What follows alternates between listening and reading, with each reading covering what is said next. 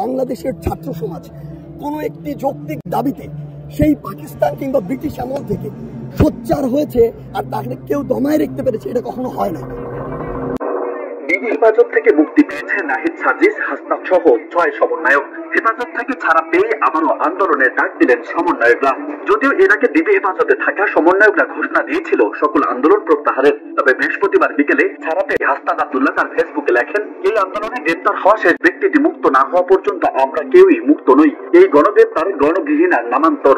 আমাদের মুক্তি তখনই সম্পূর্ণ হবে যখন এই আন্দোলনে গ্রেপ্তার হওয়া শেষ ব্যক্তিটিও মুক্তি পাবেন। এই আন্দোলনে গ্রেপ্তার হওয়া শেষ ব্যক্তিটি মুক্ত না হওয়া পর্যন্ত আমাদের আন্দোলন চলবে।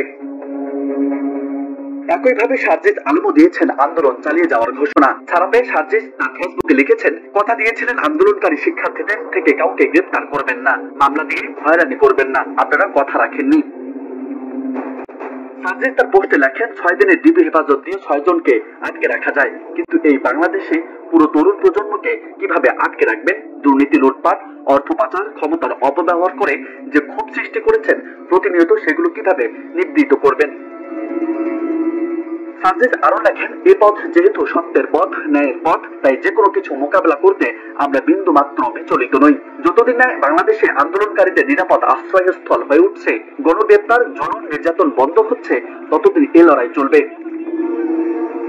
সমন্বয়কদের এমন ঘোষণায় প্রশ্ন উঠেছে, কোন পথে গোটা আন্দোলন? আবারও কি মাঠে নামছে শিক্ষার্থীরা?